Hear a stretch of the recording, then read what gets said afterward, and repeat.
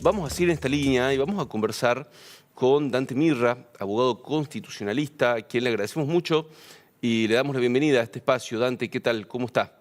Buen día. ¿Cómo estás? ¿Cómo estás, José? ¿Cómo estás vos? Muy bien, gusto verte. Dante, a ver, ayer hubo una sesión que, bueno, fue una expresión de las tensiones que existen entre los gobernadores, un sector de la oposición y el gobierno nacional. Milei ya anunció que las va a vetar. Entiendo que el Congreso tiene la potestad de volver a insistir y una vez que insista, si se convierte en ley, ya el Poder Ejecutivo no puede hacer nada. De todos modos, el presidente dice, las voy a judicializar. Y ahí uno ya se pierde un poco en todas estas cuestiones ya más bien técnicas y queríamos consultarte sobre cuáles son las alternativas que tiene el Congreso para insistir con leyes y cuáles son también las alternativas que tiene el Poder Ejecutivo para poder frenar normas que considera que con las que no está de acuerdo, si es que tiene esa posibilidad. Bien. Lo que escuché ayer que decía el presidente justamente era que la iba a vetar. La Constitución permite esta posibilidad de veto. Recordemos que el veto puede ser parcial o total. Entonces ya ahí, si lo hace de forma parcial, estamos en otro escenario, pero lo dejamos de lado. Supongamos que hay un veto total. Si las cámaras insisten las dos con 2/3, porque esas son las mayorías que han tenido, votan las dos con 2/3, el proyecto directamente se convierte en ley. No podría oponerse el gobierno a través de otro veto. Sí.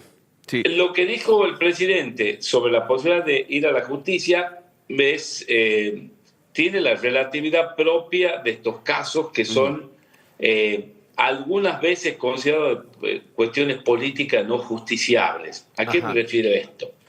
La Corte de la Nación, en su jurisprudencia y tomando a la jurisprudencia norteamericana, ha generado una serie de cuestiones que entiende que no pueden ser revisadas por la justicia.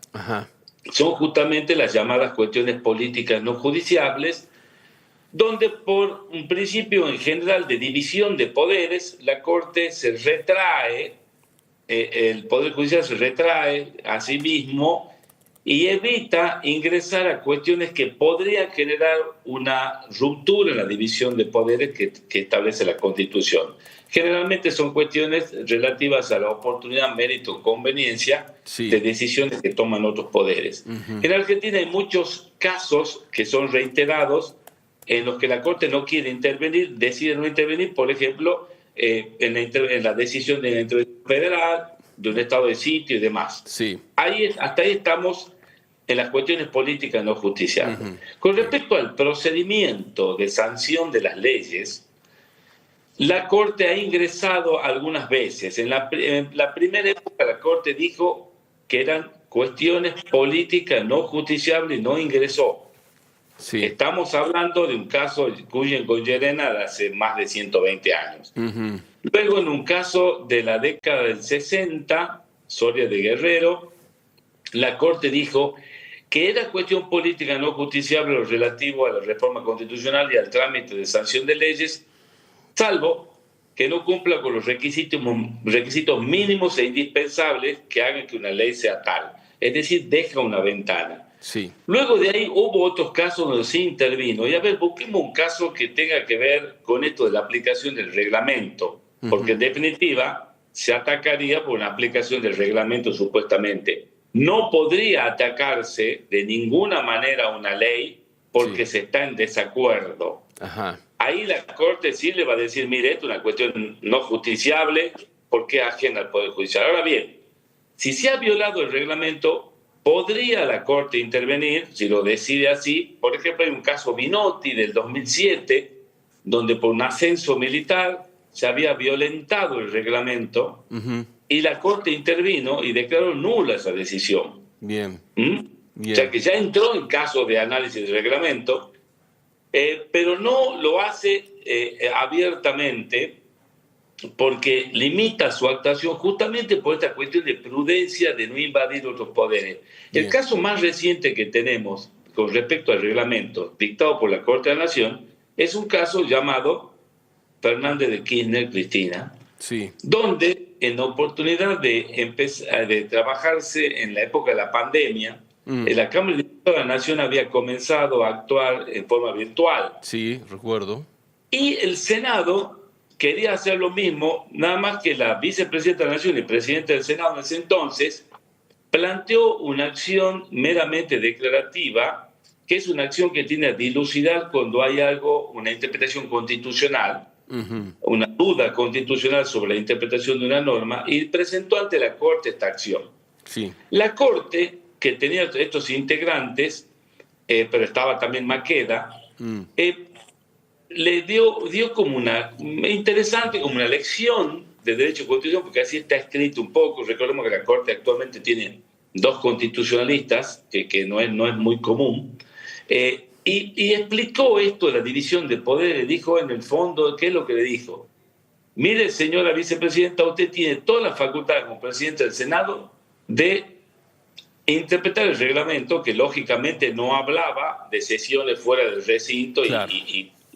Porque por la época era imposible que lo hable el reglamento, y le dijo, estas son facultades propias suyas, nosotros no podemos meternos ahí. Bien. Entonces tenemos una cuestión bastante compleja, y aquí le sumamos, y esto lo agrego para no hacerlo más largo, que la mayoría de los casos en que la Corte ingresó a tratar cuestiones relativas al proceso de sanción de leyes, lo hizo a pedido de particulares.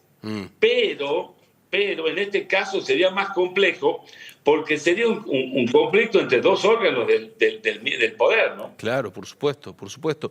Dante, a ver, entonces, para entender, si ocurre esto, Milei veta, el Congreso, ambas cámaras insisten con los 2/3 y finalmente esto se aprueba y se convierte en ley, Milei puede ir, digamos, el Poder Ejecutivo puede ir a los tribunales, hacer una presentación judicial, pero eso después tiene que seguir todo un trámite, es decir, todo un trámite judicial hasta llegar a una manifestación de la justicia que diga lo tomo o lo dejo. Es decir, habría que, esto sería una cuestión para largo, por lo que entiendo. Bueno, ahora José, no nos olvidemos que existen las medidas cautelares. Sí. ¿Sí? Sí. Las medidas cautelares son aquellas que se dictan con cierta urgencia a fin de evitar que el resultado final del pleito llegue tardío, ¿sí? y no tenga efectos reales. Claro. Esto lo hemos visto últimamente seguido, esto que jueces dicten. A ver, el más reciente, hace muy poquito, una jueza que suspendió esta norma que decía que se trabajaba el día del trabajador estatal. Sí. Y hubo una medida cautelar que dijo, no, sigue siendo feriado. Se la sacó a toda velocidad. Puede ocurrir que surja una medida cautelar en el proceso y que se decida suspender la aplicación de la ley. Bien. Y vos me permitís, yo le voy a contar un caso cortito de Tucumán, claro. ¿puede ser? Claro, por supuesto. Bueno, digo porque me tocó intervenir, tuve la suerte de intervenir. A principios de los 90 se había dictado una ley de modificación de la ley de contabilidad, que era la que regulaba el Tribunal de Cuentas. Recordemos, el Tribunal de Cuentas recién a partir del 2006 está constitucionalizado. Antes se regía por la ley de contabilidad. ¿Dónde lo modificaba?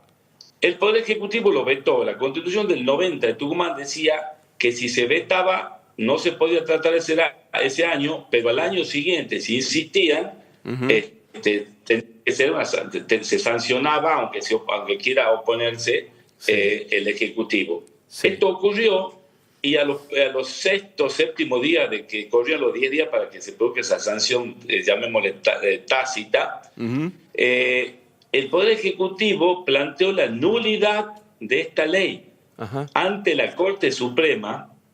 Y aquí te doy una cosa que por ahí le enseño a la facultad nada más. Nosotros en esa época teníamos Tribunal Constitucional, el único en la Argentina, que no se había constituido, pero las cláusulas transitorias decían que en ciertos casos la Corte asumía como Tribunal Constitucional, y era justamente el caso en los que había un conflicto de jurisdicción entre poderes. Y la Corte se constituyó en Tribunal Constitucional.